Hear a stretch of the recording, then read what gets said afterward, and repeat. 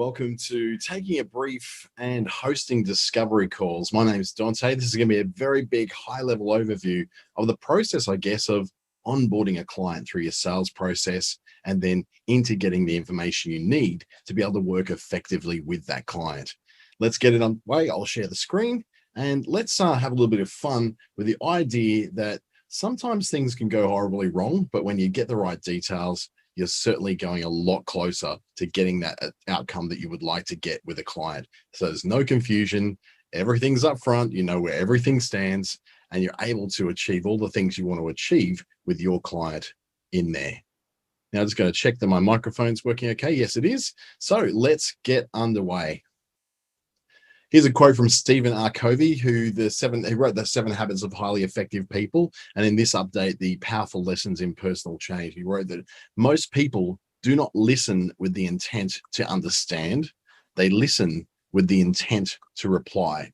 This is one of the great criticisms of listening in this day and age, that quite often we're just shutting up long enough to wait for the other person to stop speaking so we can pitch our thing in there. We're not actually there to listen to what someone needs. We're there to pitch our product without knowing fully what the context is that someone actually needs. And that's what a discovery call or a briefing session is able to do to get past that.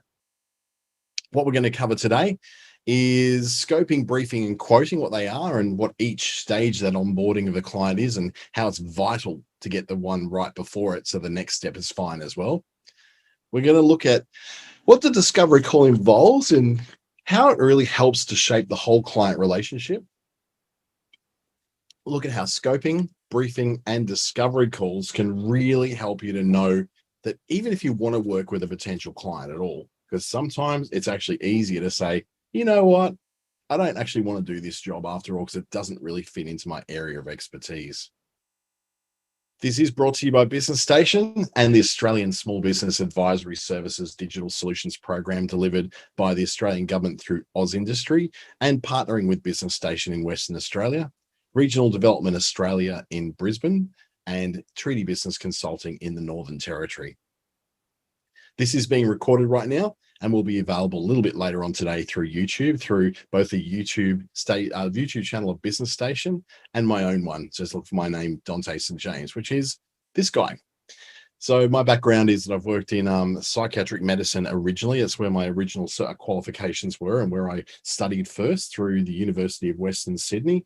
I then later on, once I'd worked in that a few years, decided to work in media and broadcasting and marketing. And so I did my marketing degree and as well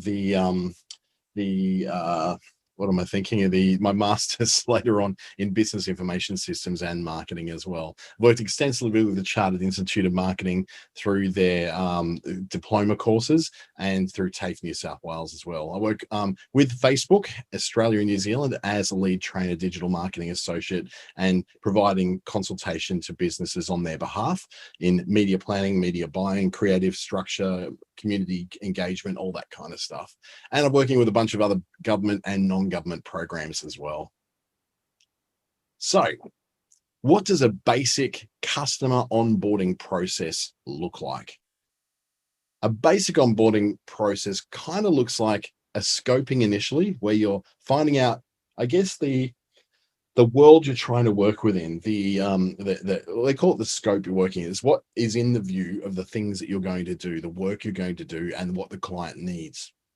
Then the briefing section, that session is a lot more about getting the specifics in place. So whilst you've got the big picture view and the scope, you're moving on to getting those very fine details of exactly what the expectations are of the customer, and you then matching those expectations to a specific service or a product or some body of work, I suppose, that's going to deliver that. And then that's all brought to your quote. So in your quote, you outline each one of those individual items that you want to deliver and you're able to deliver. So the customer knows exactly what's going on and for how much. We've got a bit more of a quoting process later on. And then finally, the acceptance of that quote, which means the customer then can start working with you and you can start delivering on the promise that you've delivered, that you've put out and laid out in the briefing and the quoting session. But let's just say that you're a coach, a mindset coach, something like that. or you're doing very personalized work with people through NLP or relationship counseling, that kind of thing, well, then you may start off with what's called a discovery call. And this is a little bit different to a scoping call, although it does achieve much of the same thing. The discovery call is about you finding out what the context is of who your client is, so you can understand how to better give them an offer or suggest a product for them that will suit them. It's kind of like going to a GP, a general practitioner, and having a conversation about the basics of what you do and what you can do and what you can't do, so that then that client or that patient understands what they're able to do and what they're able to take advantage of from the services you've got. So GP may get that initial consultation and then they'll refer you onto a specialist. In this case, you are kind of like the GP. You're going to do this initial consultation to get all the general information you need to get, so you can follow up with a plan to help that person feel better. Now, once that person is in your sales funnel or in your process of being onboarded, you're able to follow up with an offer that's going to match what their expectations are or match what it is that they would like to achieve. They can then accept that offer. And then whilst they're in your service, so you're doing, let's just say, making a website for them. So you're building a website for this person. They've now done that. At the conclusion of that, you can then go and upsell different services to them, or even in some cases, a lot of software companies will do this. The software companies will have you accept a proposal to take on their software. And then once you've done that, immediately offer you upsells and upgrades and added extras that you can take on that can help you to get even more out of it as well. So that's more of a modern kind of onboarding process. It's a little bit less formal than the previous ones, but we're going to look at both of those in a bit more detail. So the first person we're going to look at is, I've actually feel like I've skipped someone, Kate, the graphic designer. So she's going more down the traditional path of a scoping call, where she really ultimately wants to know whether she can actually deliver what this client is after. Is it a match? Is it what the customer wants going to match to what she can actually deliver? Does she have the skills, the experience, the expertise, or even the availability to deliver that particular product or that particular service? Then from the scoping call, it's very important that she has that understanding of whether she can deliver it, because the briefing call is where you go in, or briefing meeting is where you get the exact detail of every single item that particular customer or client wants.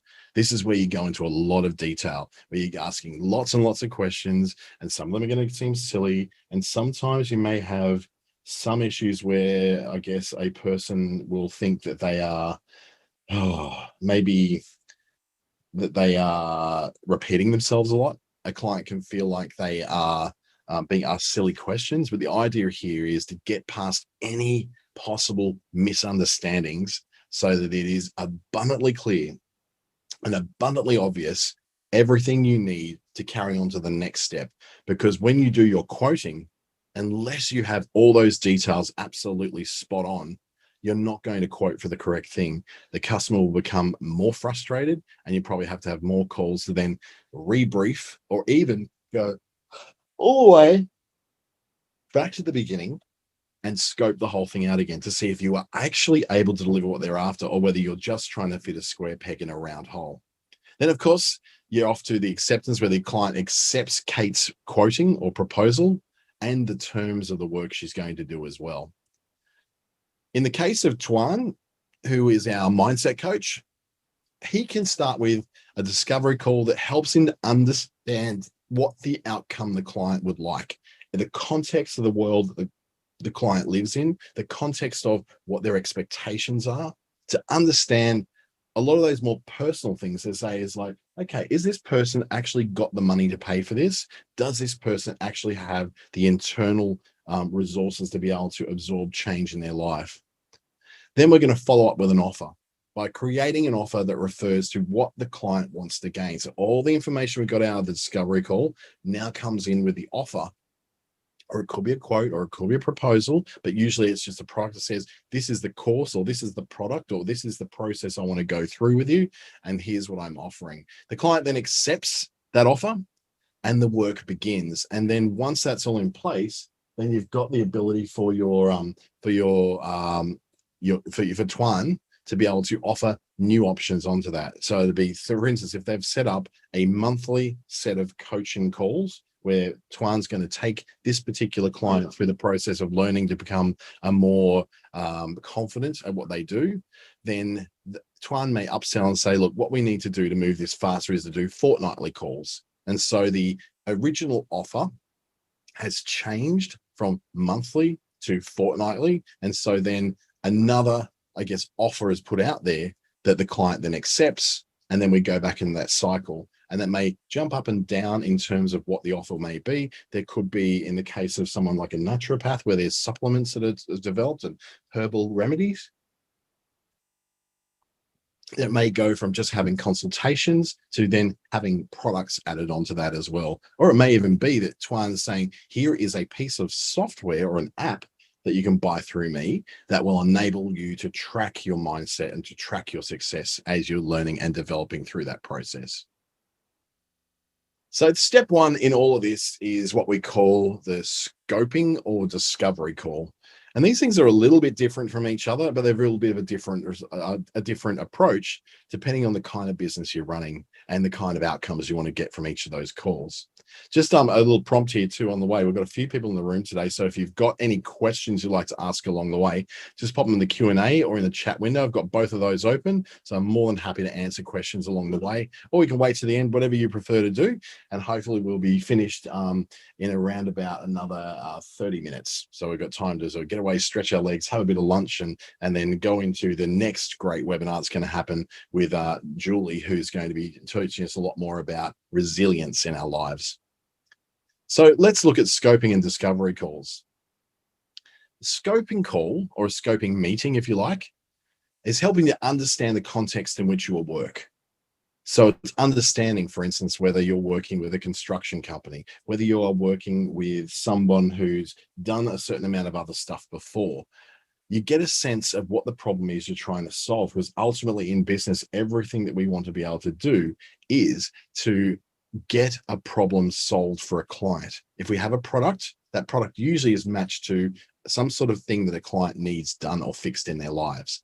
You want to sell butter is because you don't want dry toast with your breakfast in the morning. If you want to sell tires, it's because you're solving the problem of a flat tire that no longer works for someone. So getting that problem matched with a solution is where that scoping comes. Do I have a solution that may actually help this person out? It also helps you to understand quickly if you have the capability of delivering this service. And this could be just simple availability. You may not have time at the moment. You may be full of clients right now. And this scoping call goes, you know, I could squeeze in a very small job, but this is a bit bigger than I can take on right now. They can either go on to your waiting list. So your waiting list might be 3 months before you can start working on a bigger project like that. Or it just may be that you go, you know what, I do not have time to do any of this. I'm going to have to pass on this and just say, you know what, I cannot really see myself taking on this particular client to work with. You can then decide also whether you want to actually work with this client. And this may not be an availability thing. It may not be a fit thing. It may just be simply because there's something you're picking up in that call that makes you go, I don't know if I actually want to work with this client at all. In fact, to be honest, I'm really not that keen to work with them because I feel like this is not a client that I can help or a client that I can assist with in any sort of way.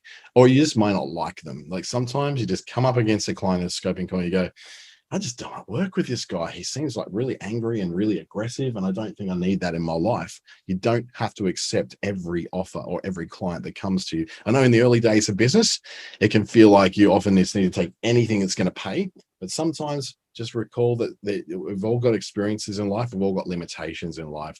You don't have to put yourself into situations where you feel unsafe, and you don't have to put yourself into situations where you think there's a very, very real and present risk that you won't get paid or that the project will run over because of a personality clash with that specific client. A discovery. So, sorry. The process here with Kate here would be the context is the client she is going to be looking to work with is a construction company. So with that, she understands she's going to deal with a lot of guys, but her first point of contact is actually a woman who's in the office who runs the marketing and runs all the promotions and all the sort of the office and admin tasks for that particular construction firm. What is the problem that this company wants to overcome? And that problem is that they don't have time to do their own graphics and posts on Facebook and Instagram and all that. So they need someone to do it for them. Does she have the capability? Well, she's answered this question and says, yeah, I actually do have room to take on this client. I do have the capability to take on this particular client. Is there a fit? She actually gets on really well with this client. She feels like she understands them and she actually does want to work with them. So out of this initial scoping call, Kate has got the idea that yes, they're a construction company. I know what they roughly are about. I've also worked with construction companies in the past, so I understand what the expectations may be. The problem they're going to overcome is a very common problem when it comes to growing businesses who have a very fast growing position in the market, but are unable to get all the work done. And the capability right now, I've just finished a major project. I can take on a new ongoing client without any problems. And I kind of like them. I kind of get the idea that there's someone I might be able to help. There's someone I might be able to actually give some value to who ultimately can get some great results out of me. And I really like them and I want to work with them. So Kate's happy. She's moving on. When it comes to the discovery call, this is just like a scoping call, very, very similar, where you're understanding what the client's goals are, understanding what's stopping them from getting to those goals, knowing what the client has done so far. This is quite important in terms of very personal services rather than things like graphic design, which are very much delivering a process that's quite repeatable. In the case of very personalized services, maybe it could be energy healing, maybe it could be something like counseling services, relationship counseling. It could be digital coaching. You might be a coach who's coaching people how to use digital systems. Knowing what the client has done so far gives you the context of what their capabilities are internally, what they're able to achieve themselves, or what they've failed at along the way. So you can get an idea of what their limits are. So you know that, okay, if they can get themselves at this point, they just need me to get them from this point onwards. And then you understand a little bit more of the context of the world they're living in. Then it's a very important thing during discovery call to assess whether the client can actually afford the service you're providing. Now, a lot of very personal services, coaching, mindset, any of that sort of thing. Money is a big deal. People want to achieve the outcomes of those particular courses and those particular coaching sessions. But the problem is, excuse me, that they don't always have the money. Now, sometimes in the business consulting game, we refer to that as big dreams, no money. So the people who have very, very big plans for the future but do not have the money to do it. So often if you're a coach of some sort, you're taking people from that, okay, big dreams and no money to big dreams and attracting the right money to start that process working properly for them. Now, getting to the point where the client can afford this service, I think I might look at that in the next screen actually, because that's a very, very important thing. But just like with our Kate, our graphic designer, Tuan is actually going to decide whether he actually wants to work with this client, take into account what the client wants to achieve. If they're reasonable expectations, he might go, yeah, I like that. Understanding the roadblocks in the way. Okay, this client has significant roadblocks to overcome. Oh, that makes me feel a bit really weird about working with them, because obviously I want to work with people who are ready, willing, and able to be able to change their lives. Knowing what the client has done so far, I know they've done a little bit of study in this area. They've done a lot of courses. They seem to have failed with every other sort of guide that's ever worked with them. That makes me feel a bit weird about them. Can the client afford it? Well, yeah, they might be able to. And do I want to work with them? Jury's out. Let's go through the process. So Tuan is going to go, okay, what is the goal? The goal is that this particular client wants to attract more money. The roadblocks in the way of that is they're stuck in a low paid job. They don't have a lot of income. They don't seem to have a lot of prospects. And they feel like they're stuck in life, stuck in a big rut. The journey that the person has been on, remember, we're looking at what they've done in the past. This person has applied for new jobs without success and tried a lot of whatever the latest multi-level marketing or network marketing scheme that's come up. They're trying to sell everything from washing powder to online services to powders, potions, and pills and protein, like the ones I like to discover, as most network marketing schemes tend to be. And then the money fit is that the client in this case, even though they are stuck in a low paid job and want to attract more money in their life, they've actually set aside some money to pay for this. This client actually sees some value in what you're doing, Tuan. So he understands that this is the kind of thing he wants to do and knows that he does necessarily have to put aside money and dedicate some of his treasures to be able to achieve what he wants to achieve. You don't make money without spending money. And now Tuan also asks if he can actually help this client because he wants to feel helpful. That's why he got into this whole coaching thing in the first place. And he's decided he actually wants to help this client based upon the information from that discovery call, understanding the client wants to attract more money. He certainly has experience in that they're stuck in a low paid job. Well, that's something that can be overcome. The journey has shown this person has actually tried. They've actually done a lot of things on their own to try and get past this. They have set aside money. So based on all that information, Tuan goes, you know what? I actually do want to work with this client. I can see that they're going to be an excellent fit for what I'm able to offer. And I'm ready and I'm willing and I'm able to work with them. So that's great. We've got the scoping and the discovery calls all out of the way. We understand the context of our client. We understand what they like to achieve in very brief terms and very big overview, like helicopter view, where we're looking down from on high and seeing what the big issues are to overcome. We haven't gone into all the nitty gritty. We haven't gone into all the very specific details yet, because that's not what the purpose of the scoping or discovery call is. It's very general. It's finding out what the basics are of what this person would like to achieve. So that's when we move on to the next step, which is the briefing. Now, the briefing is where we want to confirm with that person that we've had that scoping or discovery call with, that we do want to work with them. Just letting them know, Barry, I can't wait to work with you. We then repeat back what we've learned from. So in our last call, we covered off the fact that you want to do this. You want to get your graphic design taken care of because you don't have the time to do it in-house or the expertise. And you guys don't really have the time resources right now to learn how to do those things for yourselves. So let's see what we can come up with as an idea for what we can deliver in a very real way for you. Then what you're doing, once you've got that, you've repeated what the scope and discovery call, what was brought up there, you confirmed with them to let them know happily that you do want to work with them. Now you need to define every single step that's going to take to get you from where they are to where they want to be with the services that you provide. And this is where you get very, very specific. Every specific thing that needs to be delivered needs to be listed and needs to be addressed. And perhaps even getting an idea of when this needs to be delivered by. So in the case of the construction company, we know that they need work done every month. So this is not going to be one project which is done and then it's over. This is going to be something which is more of an ongoing client relationship with them. In the case of Tuan's mindset coaching business, this particular client is also something of someone who wants to achieve something in a very specific set of time. But in this case, it's a set amount of time. It can be added on to if the client wishes to continue working with Tuan, but the basic delivery that's been promised and is going to be quoted for is going to be a set deliverable timeline. Just simply means that we want to achieve this by this date. These things do need to be discussed in your briefing call. So it's really, really no lack of communication. This is something I actually, in the past month, actually failed with a client who I'm working with, who I'm doing some what's called conversion optimization and search engine optimization on their website. Now, I did confirm that I wanted to work with her. I repeated back what the scope and discovery that was brought up. I defined all the steps along the way towards delivery.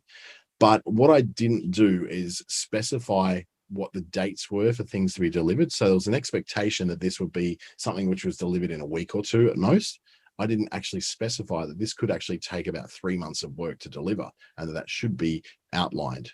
Now, because I didn't communicate that, this poor client is badgering me, rushing, and panicking, thinking that I'm going to run off for their money, which is not the case at all. All it was is that this particular client just wasn't informed by me about what the realistic timelines are. I did not include that, and it wasn't discussed in the brief, and it wasn't brought up at all. Now, that's a mistake on my part because I can't expect the client to understand what the context of my work is. So what it made is a really, a bit of a bit of argy-bargy yesterday over the phone where she was feeling disappointed and feeling like I was being unprofessional. I had to go, you know what? You're actually right. I've stuffed that up. That's something I should have done in the very first case, is let you know how long this project actually takes to complete in the context of the work I've got to do and the fact that we're waiting on responses from Google for certain things as well. Once we cleared that up, everything was great again. We're back to being best mates, kissed and made up, and now I'm back to building out what they're going to get in a realistic time frame so she knows what she's getting. And we've now got milestones that get completed at certain times, and I report that. I've also learned in amongst all that she has a very high level of communication expectation, something that if I had to listen better in the scoping, I would have understood more. I made lots of assumptions of this client because I've worked with her in many other things before, but not anything of this kind of scale. So I learned out of this that I needed to rescope and rebrief the entire thing from scratch, which we did yesterday over the phone call. And we've got everything laid out the way it needs to be. And what I now do is every 2 days, I send her an email, say, this is what I've done today. This is where we're going. And we're still on track. And that makes her feel comfortable, makes her feel safe, and makes her feel like she can trust what I'm doing, which is much, much nicer. It just means that instead of me working along my merry way of just being very non-communicative and just waiting till it's done, then go, here you go, it's all done. This particular client wants a higher level of communication to be able to take place. And so it's a lesson I learned. And that would have been probably a lot less painful if only I had gone in the initial scope and actually asked what those details are. And in this briefing, had a very defined idea of every step, knowing when those steps will be delivered, and then letting the client know this is how I generally communicate. Is that going to be okay with you? And I would have learned at that time that no, I need more communication. I go, okay, no worries. I can bend to that. That's okay. The holy trinity of the briefing process is that you should stay on topic. Now, this is one problem I had with this particular client, is that we tend to, because we've known each other for years, we go a little bit off topic sometimes. So we just start discussing politics and, the ins and outs of the tourism industry in the Northern Territory, and she can get a little bit off topic with that. And I enjoy the banter, so I get on topic as well. When you're briefing the client, it's absolutely vital to stay on topic, because when you don't stay on topic, you miss the context. It all drops out. You don't actually learn all the things you're supposed to be learning, and you don't pick up on all subtle conversation points that you should have been picking up on. So what it does, it means that you're not then able to get the right thing quoted, and then not able to deliver the right project deliverables. So you're not able to give the client what they want, because you haven't really had a clear idea of what they wanted, because it was so distracting. The conversation was, flitting off to politics and religion and their kids and my world, and the fact that I've got, I've just had to move office and change to a new location, or I've been on the road lots lately. Everything went off track, so therefore the brief wasn't taken correctly and things were missed. The other thing of briefing is there are no stupid questions. The most stupid question of all is the question that doesn't get asked. This is where, for instance, I didn't make it clear to the client that she probably needs to ask a lot more questions. Or I have questions that lead her to ask more quality questions. Quality questions are a great way of understanding not only what the customer wants, but also what the customer's expectations are of any sort of product you're delivering, or of even the kind of the communication style you may have. Like I learned with this particular client, she had a different expectation. So the question should have been from me, rather than understanding that I have a good relationship with her over a number of years. What is the level of communication that you require in this project? Would you like me to be in touch with you every week, every couple of days, anything like that? And she would then go, actually, you know what? A weekly report will be enough to keep me on track and know what's going on, rather than being in a situation now where I've agreed to have to get in contact with her every 2 days, which is a bit annoying, but I'm trying to make good on the fact that I didn't deliver in the first place. The details in briefing are absolutely everything. The devil is always in the details when it comes to a briefing call. This is where you're going to discover the specific thing that customer wants, that very fine detail They may have come up and you said with their new logo that they want you to design, that logo has to be in a circle, but then I also need variations of it that are long to fit on a website and that are going to be squished into a square shape so I can put it onto a flyer, or need to be in only a few colors and no gradients because I need to be able to get this embroidered onto shirts and t-shirts and onto patches and things like that. Those kind of details are absolutely everything. I've had to work with a number of graphic designers before, and the really good ones, they ask tons of questions, no questions stupid, and they want every little detail right down to it. Are you going to use this in like in embroidery? Yes, you are. Well, then we won't be able to use a gradient in your logo because the gradient won't translate. You still want the gradient? Great. So just understand that when you do the gradient, you're not going to be able to do anything that involves embroidery. You can only do printing or you can do online. Okay, great. That's fine with you. Okay. Now what we need to do, we need to also develop one that you will use for embroidery, because there's going to come a time when you will decide to use it as embroidery or something that's going to be stitched, and you can't do that with a gradient. Okay, great. So that will be included in the quote.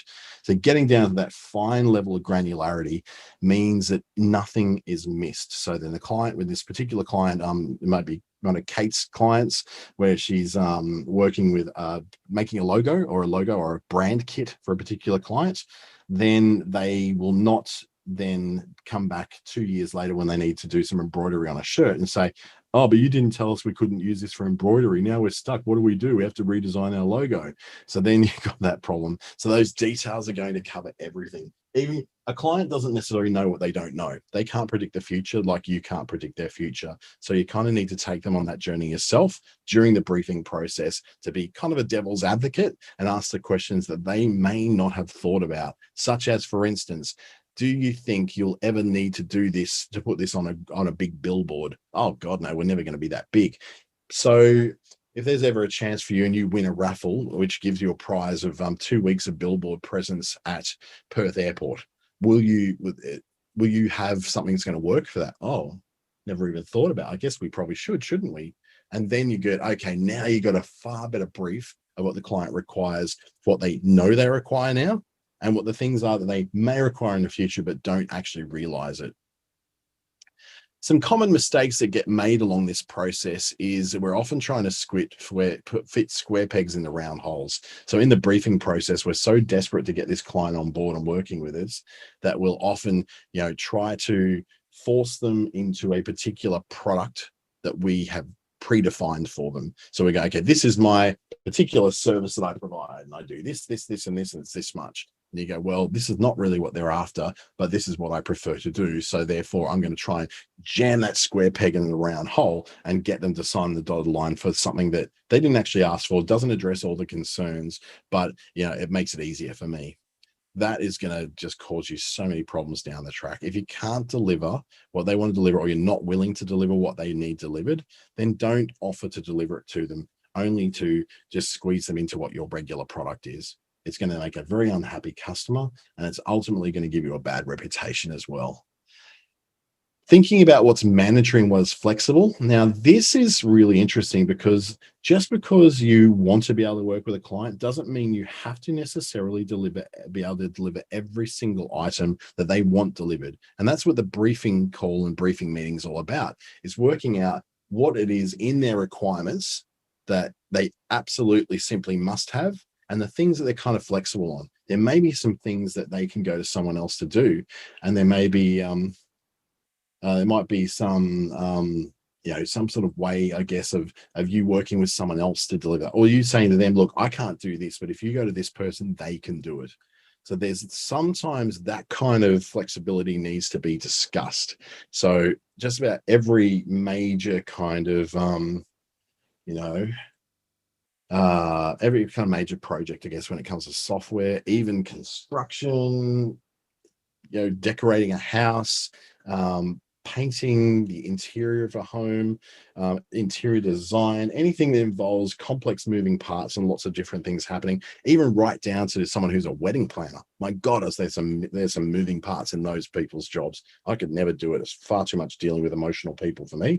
So getting those, what is mandatory for this particular wedding is that there absolutely has to be at the reception a vegan option, a gluten-free option, and a lactose-free option. Preferably, if you can bring all three together, that would be great too. So if you've got those kind of mandatory inclusions that simply must be in the quote that's made, then that's great. You're on your way to delivering a great project within expectations for that client. But then saying what is flexible may be that, we don't necessarily have to have everybody having a seat cover. They look great and all that, but that's flexible. If that's something you can't do, that's okay. That's flexible. But if you can, put it in the quote anyway. So that's an idea that gives you that from the brief.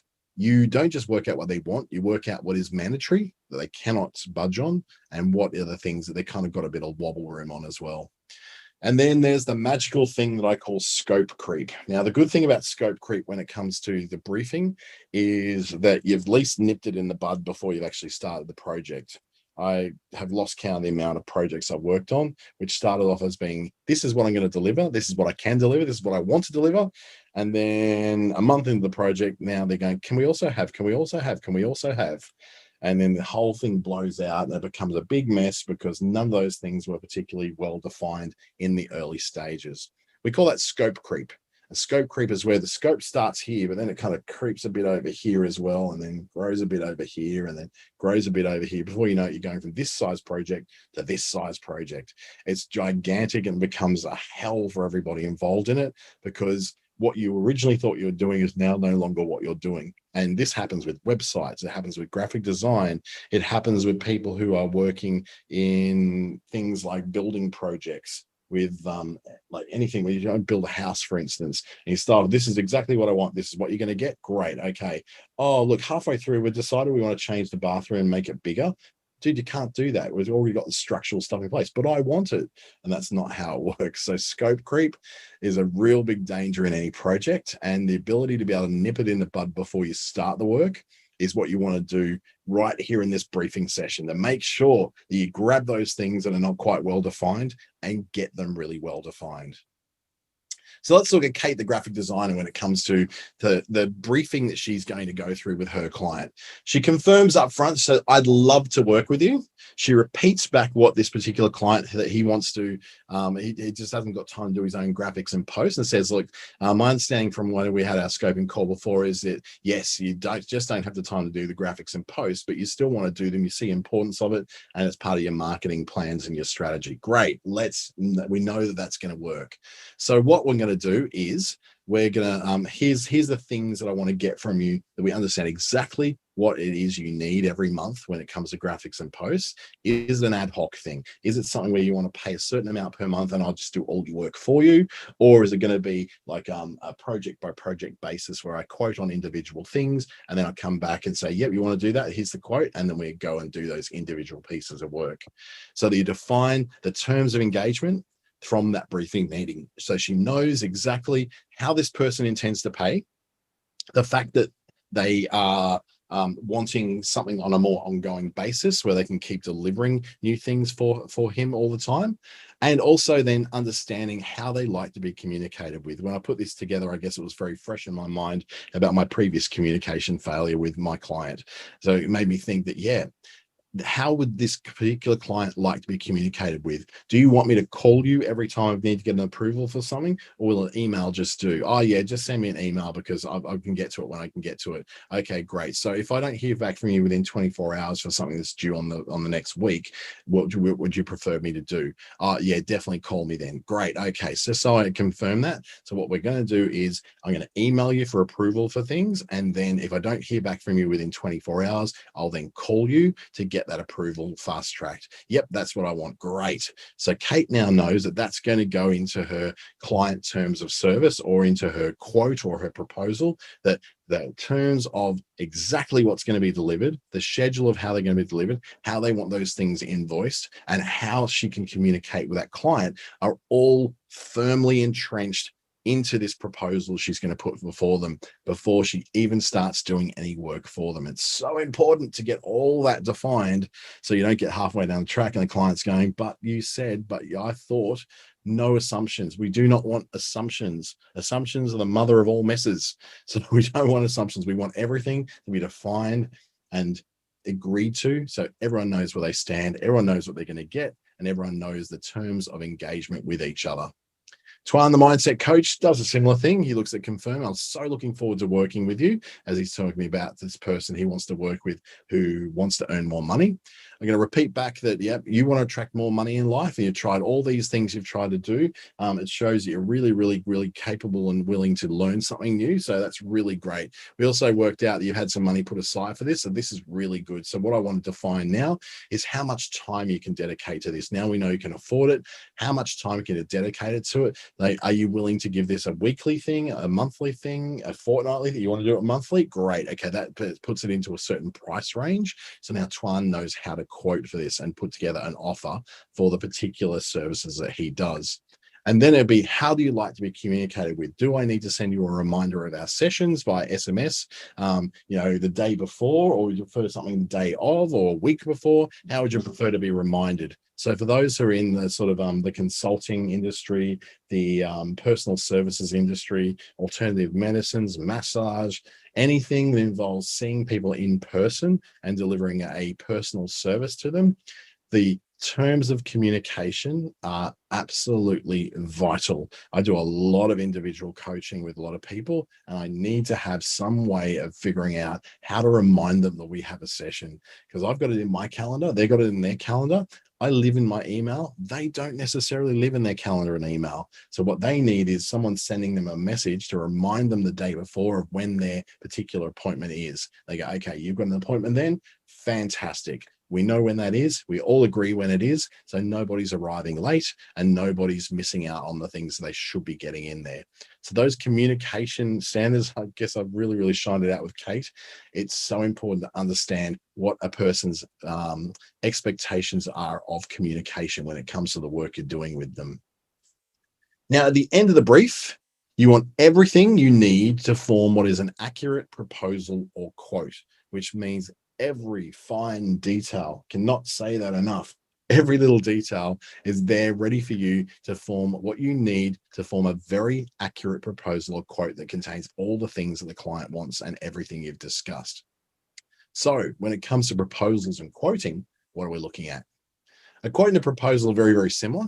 A quote has very factual and specific lines outlining what is expected, what's going to be done. It has line items with costs on it. So, the line item could be, in the case of Kate, saying design of a letterhead takes 2 hours of my time, is at $180 an hour, that's $360. Or it might be, line item is a concentration every month, every week on a call. That call is going to be 15 minutes at $180 an hour. That is what, 180. So that's $90, $45 for a 15-minute consultation. No trouble. You're aware of that and you're going to pay for that. Great. Outlines all the terms and conditions, what the payment terms are, whether, you pay my bills within, 14 days, 30 days. I don't have any, it might be upfront. You might say everything has to be paid up front because I don't have an accounts payable, or an accounts receivable department to actually follow up on these things for you. So everything must be paid up front. All this stuff is outlined in a quote, and it can contain timelines as well. In fact, some of the quotes I do with government work and government consultation have to have timelines in place because they need to be able to report this stuff back to say, we're paying this much, this is what we're getting delivered, and by this time. A proposal is often more detailed. It's much more designed. It's very visual. It's very pretty. It can contain a quote in it. In fact, it probably should contain a quote in it, a specific page that says quote, just so that then people who are seeking a quote can refer to a specific page and say, this is the financial information I need for this grant that I'm applying for, something like that. And then you can outline all your terms, your conditions, your timelines, your deliverables, who's working on what and when in that as well. So a quote, now this is a very important thing. A quote, when accepted, is a legally binding document for the client. So if that client agrees that they're going to pay you that certain amount and you do the work and they don't pay it, you have a legal recompense that you can come and actually take them through the small claims courts and all that sort of thing and arbitration to get that sorted, or through things like the small claims tribunals and all those kind of things. So when they accept that quote and it's been documented, they've accepted that quote and it's been signed, or somehow got a trail of emails that shows that, then that is legally binding for them and they have to go forward and pay what they said they were going to pay. Now, it's a bit hazy when it comes to your legal requirements to deliver what they wanted. Basically, if you have delivered nothing but you expected the payment, then there's obviously no case for you to say, well, they should pay me even though I delivered nothing. But if it's a case of, for instance, where you've delivered what you believe in the quote was what you were supposed to deliver, and the client says, no, well, I thought I was getting something different. The client signed off on that quote, then they are legally liable to pay for that delivery of that service. But a proposal, on the other hand, unless it has a section specifically in it, which is why I said having that section called quote in it specifically, it's not legally binding from the client side unless it has the word quote in it or estimate or something in it that indicates that this is the expectation of what you're going to get and what you're going to pay for that. So not legally binding if it's not legally binding if it's a proposal without a quote in it, but it is legally binding if it's a proposal with the quote inside it. So just bear that in mind, right? Common mistakes made with quoting is that not all the items that were gathered in the brief or the scope were actually mentioned in the quote. So that's probably the biggest mistake that's ever made, is you do this scoping, you do these discovery calls, you do all your briefing, and then you don't actually include that in your quote or in your proposal. That's a big no-no, and it just shows that your your briefing was a really bad thing. You didn't take the right notes, you didn't take everything down that you should, you didn't record anything, so you don't have all the details you needed to put into that quote or that proposal. Things like ongoing costs, so things like support costs, monthly fees, all that sort of thing, need to be included in there as well, so that you've got an idea of exactly what is expected for that person to pay. And so they understand without any misunderstandings what it is they're expected to pay and when. This much upfront, this much every month. So it's nice and clear that they know what they're going to have to do. Scopes and the briefs being incomplete, well, I guess that leads to not all brief items being mentioned too. It means that you've just done a really poor job of making sure that everything was mentioned that needed to be mentioned.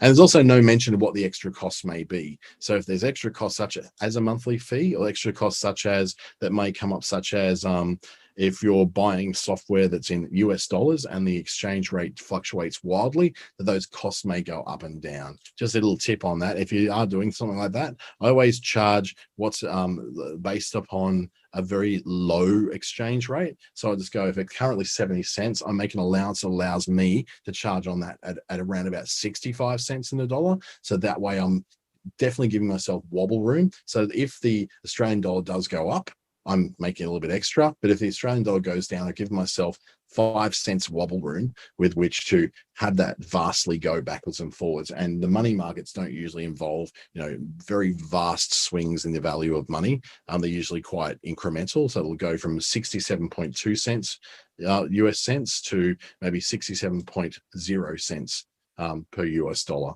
So just a little tip for you if you want to quote things that cost you in American dollars. So Kate, the graphic designer, her process for quoting shall be, okay, in the what, this is exactly the work I will do for you in those line items. This is when I'm going to complete it by. This is who is working on it. This is really important when you're working with quotes that are going in for government grant work. They'll often ask not just what and when, they'll also ask who is working on it. They want to make sure, in particular with buy local rules that come about with a lot of state and territory governments, that they want to go, okay, who's working on it? Oh, so someone in the Philippines? Sorry, mate, we're not supporting that. You said there was going to be an Australian company with Australian workers, and that's not supporting our buy local arrangements.